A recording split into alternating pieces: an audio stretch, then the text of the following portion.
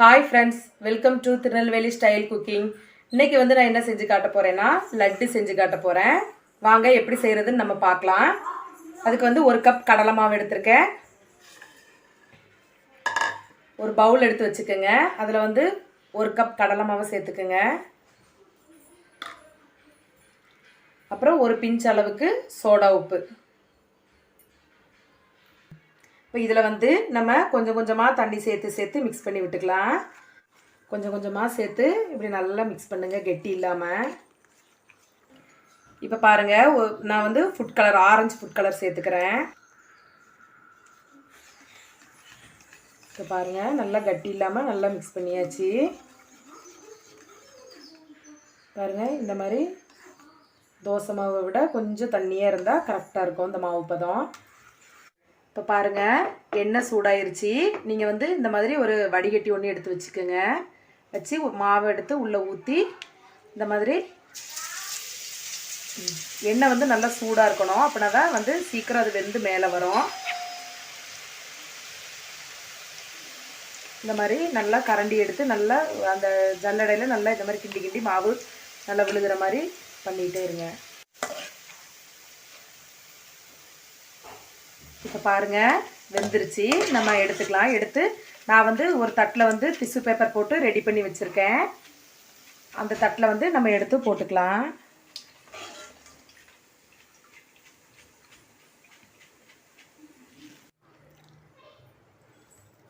பாருங்கள், நம்ம வந்து பூந்தியை பொரித்து எடுத்தாச்சு. இனி சர்க்கரை பாகு காய்ச்சிக்கலாம். இப்போ பாருங்கள், ஒரு பேன் அடுப்பில் வச்சுருக்கேன். அதில் வந்து நம்ம 1 கப் கடலை மாவு எடுத்திருந்தோம். அதுக்கு பாதி அளவுக்கு சர்க்கரை.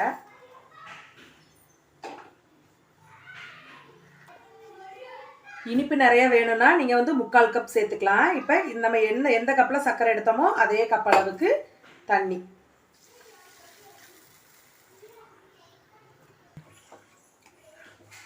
சர்க்கரை வந்து நல்லா கரைஞ்சி பிசுபிசுப்பு தன்மை மட்டும் வந்தால் மட்டும் போதும்.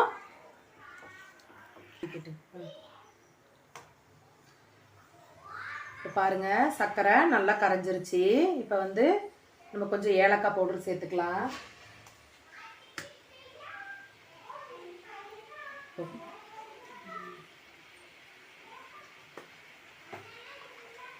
அப்புறம் கொஞ்சம் ஃபுட் கலர் சேர்த்துக்கிறேன்.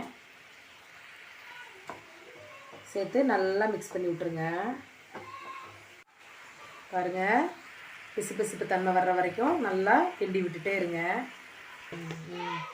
நீங்கள் வந்து நல்லா பாகுபதம் வர்ற வரைக்கும் வெயிட் பண்ணிங்கன்னா லட்டு வந்து கல் மாதிரி மாறிடும். அதனால் நம்ம லைட்டாக வந்ததுமே பிசுபிசுப்பு வந்ததுமே நம்ம பொரிச்சு வச்சுருக்க பூந்தியை உள்ளே சேர்த்துக்கலாம்.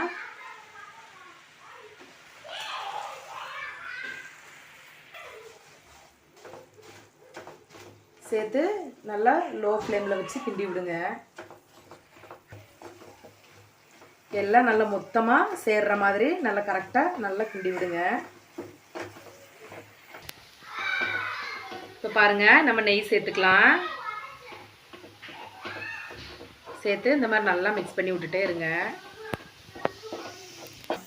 இப்போ பாருங்கள், இனி நம்ம ஆஃப் பண்ணிடலாம். அப்புறம் இதை ஆறுனதும் நம்ம லட்டு உருண்டை பிடிச்சிக்கலாம். இப்போ பாருங்கள், அதை வந்து ஒரு தட்டில் எடுத்து வச்சுருக்கேன்னா இது வந்து ஒரு 10 நிமிஷம் கழித்து நம்ம உருண்டை பிடிச்சிக்கலாம். பாருங்கள், இந்த மாதிரி கையில் எண்ணெய் தடவிக்கிங்க. இப்போ வந்து நம்ம நல்லா கையில் உருண்டை பிடிக்கிற அளவுக்கு சூடு வந்துருச்சு. இப்போ நம்ம எடுத்து உருண்டை பிடிச்சிக்கலாம்.